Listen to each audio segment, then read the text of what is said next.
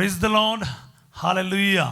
क्रिस्त में मेरे प्यारे भाई और बहनों, शांति भवन रिट्रीट सेंटर बटाला पंजाब से प्रभु की छत्र छाया में आप सबका स्वागत है। सबको जय यीशु की। इस प्रभात में प्रभु हमें आशीष देने, छुटकारा देने, चंगा करने बुला रहे हैं, एकत्रित कर रहे हैं उसकी छत्र छाया में। आप सबका स्वागत है प्यारे भाई और बहनों, क्योंकि प्रभु का वचन शक्तिशाली है, सामर्थ्यशाली है, जीवनदायी है। वो आपके जीवन में आज महान कार्य करेगा। आइए एक पल हम एक दूसरों के लिए प्रार्थना करें। जीवित ईश्वर, मैं आज के दिन उन सभी भाई बहनों के लिए जो हमारे साथ जुड़ रहे हैं, आगे भी ये वचन को सुनेगा, उन सबको तेरे हाथों में सौंप देता हूँ और प्रार्थना करता हूँ। काफ़ी लोग बीमार, दुखी हैं, परेशान हैं, हॉस्पिटल में हैं और कई कई अवस्थाओं से, हालातों से गुजर रहे प्रभु जी। किसी का घर का निर्माण रुके हुए हैं, किसी का नौकरी छूट गए हैं, कोई बहुत आर्थिक समस्याओं से प्रभु जी गुजर रहे हैं। कई सारे बच्चे अपने एग्ज़ाम से लेकर चिंतित हैं। प्रभु अलग अलग ज़रूरतों को, मनोरथों को लेकर जितने भी लोग इस प्रार्थना में इस वक्त शामिल हो रहे हैं, मैं सबको आपके हाथों में समर्पित करता हूँ। आपके सामने, आपके पवित्र हृदय में रख देता हूँ। प्रभु आज इस वचन के द्वारा, प्रार्थना के द्वारा अनेकों के जीवन में आप आशीष दे, छुटकारा दे, चंगाई दे, समाधान दे और वरदानों से भरपूर करे। दुआएं मांगते यीशु तेरे अति पवित्र नाम के द्वारा, आमीन। Praise the lord, hallelujah.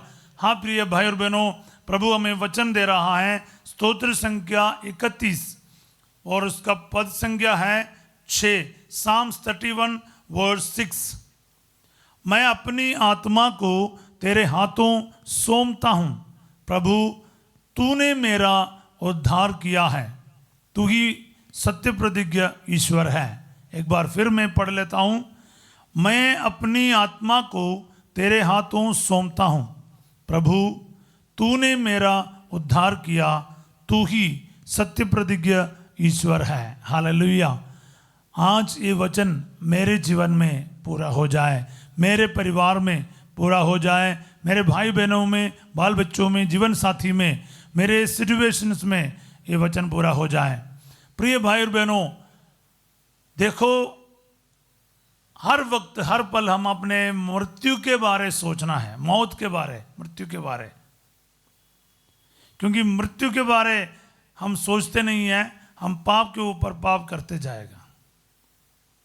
तो जब मृत्यु के बारे आप सोचेगा, आप अपने आत्मा के बारे सोचना शुरू करेगा। क्योंकि इस संसार में जब तक हम हैं, ज़्यादातर हम लोग अपने शरीर के बारे सोचते हैं, शरीर की ज़रूरतों के बारे सोचते हैं, आवश्यकताओं के बारे सोचते हैं।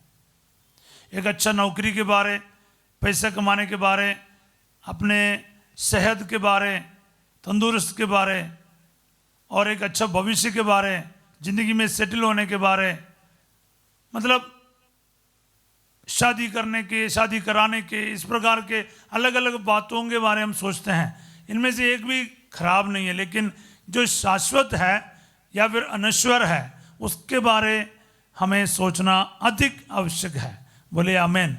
वो है स्वर्ग के बारे, यानी हमारे आत्मा के बारे।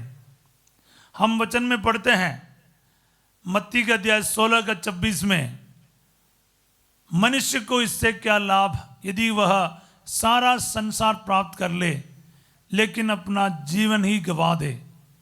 अपने जीवन के बदले मनुष्य दे ही क्या सकता है। अपने आत्मा के बदले, जीवन के बदले मनुष्य दे ही क्या सकता है।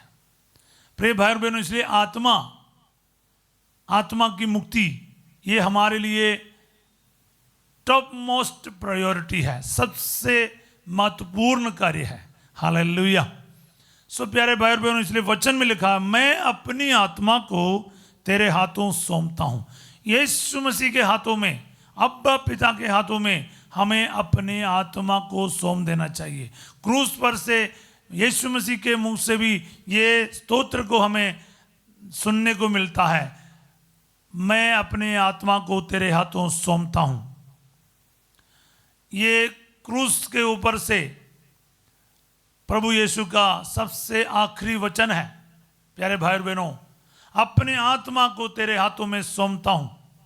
ये वचन आपके और मेरे जीवन में होना बहुत ज़रूरी है, क्योंकि हम शरीर और शारीरिक चीज़ों की चिंता तो जरूर करते हैं, पर जरूरी क्या है?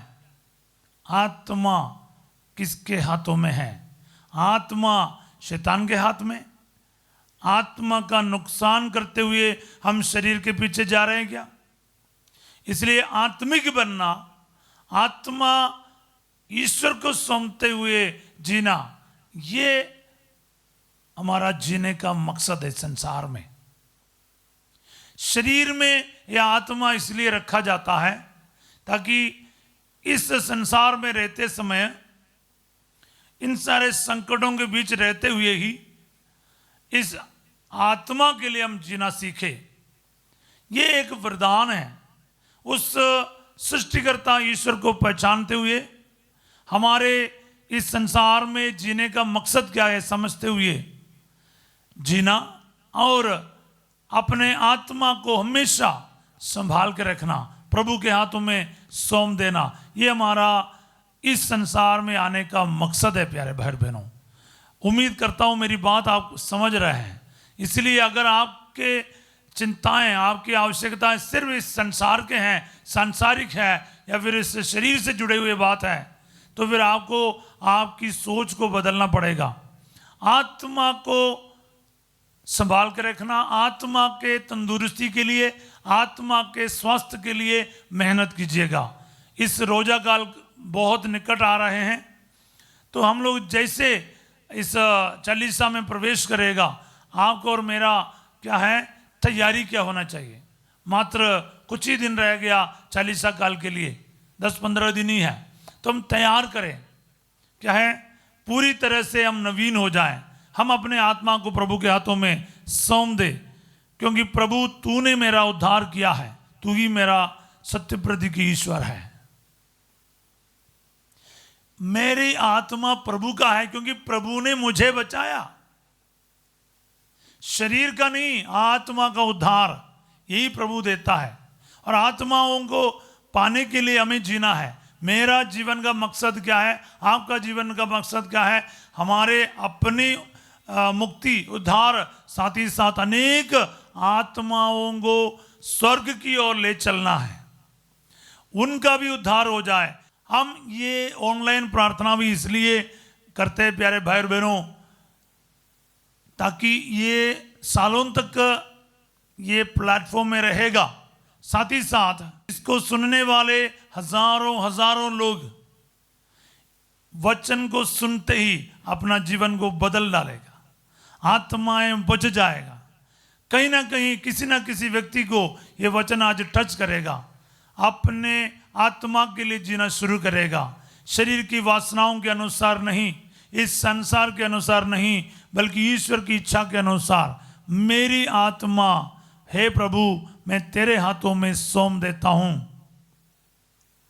मैं स्वर्ग जाऊंगा, मेरी आत्मा स्वर्ग में प्रवेश करेगा। हिम्मत के साथ कितने लोग कह पाएंगे? बहुत मुश्किल है। इसलिए हम लोग पूरी कोशिश करें, हम अपने आत्मा को प्रभु को सौंप दें, तो हमारा जीवन, हमारी सोच, हमारा आचरण उसके हिसाब से होगा, उसके अनुसार होगा। हालेलुया। हाँ प्यारे भाई और बहनों, इसलिए हमें इस वचन की ज़रूरत है। आज ये वचन आपके जीवन में पूरा हो जाए, मेरे जीवन में पूरा हो जाए। हाँ, हमें इस संसार में रहते समय बहुत सारी चीज़ों की ज़रूरत है। मैं ये नहीं कहता हूँ कि आपको और मुझे इन चीज़ों की ज़रूरत नहीं है। हाँ, ज़रूरत है। एग्ज़ाम में सफलता चाहिए, बीमारियों से चंगा होना चाहिए, शादियाँ होना चाहिए, बच्चे का वरदान चाहिए, एक अच्छा कामयाबी चाहिए, आपको नौकरी चाहिए, सफलताएं चाहिए, एक अच्छा घर मिलना चाहिए, जीवन साथी मिलना चाहिए। मतलब ये कोई भी चीज़ खराब नहीं है, पर इसमें से भी इंपॉर्टेंट बात क्या है? एक अच्छा घर नहीं, तब भी आप स्वर्ग पहुंच सकते हैं। शादी हो गया, नहीं हो गया, तब भी स्वर्ग पहुंच सकते हैं। एक नौकरी नहीं है, तब भी आप स्वर्ग राज्य में प्रवेश कर सकते हैं। तो बात क्या है? ये सब कुछ होने के बावजूद भी आप स्वर्ग नहीं जाते हैं तो फिर आपका ये सब कुछ होने से क्या फायदा है। तो ये सब कुछ साथ रहे, पर स्वर्ग सबसे महत्वपूर्ण चीज है। इसलिए स्वर्ग के लिए मेहनत करो, आत्मा के लिए मेहनत करो। मेरा बोलने का मतलब यही है, ये इस वचन का मतलब भी यही है। तो इसलिए स्वर्ग के लिए सर्वप्रथम हमें काम करना है, क्योंकि हमारे लिए सर्वोच्च मकसद वही है, स्वर्ग मिलना है, आत्मा का उद्धार, आत्माओं का उद्धार, याद रखिएगा। तो इसलिए उसको मद्देनजर रखते हुए, सामने रखते हुए हम प्रार्थना करेंगे। साथ ही साथ इस सांसारिक चीज़ों के लिए भी हम प्रार्थना कर सकते हैं। तो आइए इस वचन को योग्यता से हम इस वक्त प्रार्थना करें। प्यारे यीशु नासरी, सबसे पहले मैं आपके पवित्र वचन की योग्यता से ये प्रार्थना करना चाहता हूँ, आज ये वचन मेरे जीवन में पूरा हो जाए, मेरी आत्मा के लिए पूरा हो जाए, मेरे परिवार में पूरा हो जाए, मेरे रिश्तेदारों में पूरा हो जाए, मेरे चारों तरफ पूरा हो जाए। इस वचन सुनने वाला प्रत्येक भाई बहनों के जीवन में पूरा हो जाए। प्रभु जी, शैतान के कब्जे से, शैतान के हाथों से हमें छुड़ा लीजिए, हमारी आत्मा को मुक्त कर लीजिए, आज़ाद कर लीजिए, ताकि हम आपका रह जाए, मेरी आत्मा आपका रह जाए आपके हाथों में। इसलिए हम अपने आत्मा को सौंप देते प्यारे यीशु। साथ ही साथ प्रभु जी, मैं इस वक्त उन सभी ज़रूरतों के लिए प्रार्थना करता हूं जो इस संसार में हमें ज़रूरत है, लेकिन प्रभु आत्मा के लिए कॉम्प्रोमाइज़ करके नहीं, आत्मा को आपके हाथों में देते हुए हम अपने दिल से प्रभु इस संसार में भी जो भी ज़रूरत है वो हमें प्राप्त होने के लिए प्रार्थना करते हैं। काफ़ी सारे लोग दुखी है, परेशान है, बीमार है, उन सभी के लिए मैं प्रार्थना करता हूँ प्यारे यीशु। जो शारीरिक कमजोरियाँ हैं, कैंसर के मरीज है, लंग्स की बीमारी है, किडनी के परेशानियां हैं, यूट्रस में प्रॉब्लम है, हार्ट के मरीज है, लंग्स में प्रॉब्लम है, लिवर में सूजन है, प्रभु जी ब्रेन ट्यूमर है, ब्रेन में अटैक हो गया है, लकवा हो रखा है, कई सारे लोगों को हम प्रार्थना में याद करता है। मैं अपने भाभी के लिए प्रार्थना करता हूँ और भाई लखविंदर सिंह के लिए प्रार्थना करता हूँ जिनका लकवा हो गया है। सिस्टर आलिस के लिए प्रार्थना करता हूँ। काफ़ी सारे भाई बहनों के लिए मैं प्रार्थना करता हूँ। एक डॉक्टर रामचंतानी हैं जिनके कैंसर हो रखा, प्रभु जी उन्हें पूर्ण से चंगाई प्रदान कर। साथ ही साथ प्रभु अनेक अन्य भाई बहनों को याद करता हूँ, और जितने भी हमारे साथ अपने ज़रूरतों को लिख रहे हैं, इस वक्त प्रार्थना में जुड़ रहे हैं, मैं एक एक को प्रभु नाम लेकर बोलना मुश्किल है, लेकिन उन सभी को आपके हाथों में सौंपता हूँ।